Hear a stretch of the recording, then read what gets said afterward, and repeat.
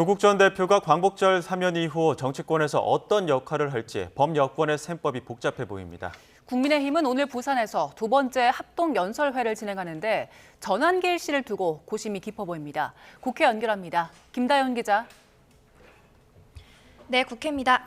네, 조국 전 대표의 사면 결정 내려지고 이튿날인데 여전히 정치권 최고 화두죠? 네, 여당은 문재인 정부 죽이기의 최대 피해자라고 규정하고 야당은 최악의 법치 능욕 사건으로 정의합니다. 민주당에선 조 전 대표가 정치 검찰에 도륙당했다라는 표현까지 나왔는데요. 한정혜 정책위 의장은 오늘 라디오 인터뷰에서 조 전 대표는 이른바 윤석열 검찰로부터 피해를 봤다는 점이 고려됐을 거라고 대통령 결정의 정당성을 부여했습니다.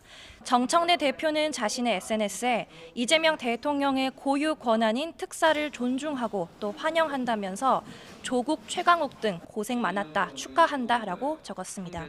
사면이 확정된 최강욱 전 의원도 SNS에 더 성찰하고 착하게 살겠다라면서도 윤두머리, 즉 윤석열 전 대통령을 절대 용서하지 않겠다면서 정치 검찰의 피해자라는 점을 에둘러 주장했습니다.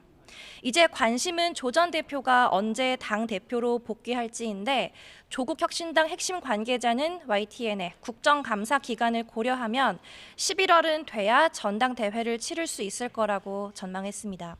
또 다른 화두는 민주당과의 합당 여부로 아직 양당 모두 신중한 기류입니다. 민주당 핵심 인사는 YTN과의 통화에서 내란 종식이라는 큰 공통의 목표가 통합의 명분이 될 거라면서도 혁신당의 시간표가 따로 있을 거라고 말을 아꼈습니다.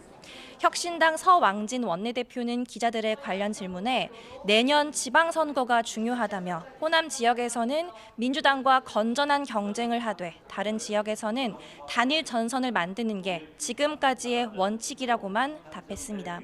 향후 범여권 정치 지형의 요동이 예상되는데 민주당은 혁신당을 범여권, 대통령실에서는 야당이라고 표현하는 등 미묘한 온도차도 감지됩니다. 네, 국민의힘 상황도 알아보죠. 오늘 두 번째 합동 연설회가 진행되는데 여기에 전환길 씨도 참석합니까? 네, 행사장 안에는 못 들어가더라도 당원들을 만나러 가겠다는 게 전환길 씨 입장입니다. 오늘 부산에서 또 한 번 소란이 예상되는데요. 전 씨는 지난 8일 대구에서 열린 합동 연설회에서 특정 후보를 향해 배신자라며 야유를 유도하고 또 지지자 간 충돌을 유발해 행사 출입 금지를 당했습니다. 김문수, 장동혁 후보는 이른바 탄핵 반대파로 친전환길, 안철수, 조경태 후보 등 탄핵 찬성파는 반전환길 노선을 가고 있는데요. 조경태 후보는 라디오 인터뷰에서 전 씨의 선거 방해 행위에 대해서는 당 차원의 고발까지 이뤄져야 한다고 주장했습니다. 당은 일단 징계 수준에서 마무리하려는 기류인데 당 핵심 관계자는 YTN에 개인적으로는 제명까지도 가능한 상황이라고 본다며 지도부도 사안을 심각하게 보고 있다고 강조했습니다. 하지만 전환길 씨 입당 논란이 불거졌을 당시 지도부 대처가 아니랬다는 비판도 제기되는데요.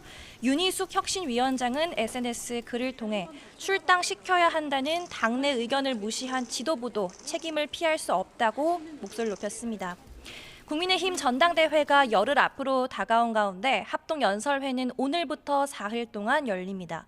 혁신 전당대회가 될 거라는 당의 공언과 달리 기승전환길이란 말까지 나올 정도로 전당대회가 여전히 탄핵에 머무르고 또 윤 전 대통령 지지 세력에 끌려다니고 있다는 자성의 목소리도 나옵니다. 지금까지 국회에서 YTN 김다연입니다.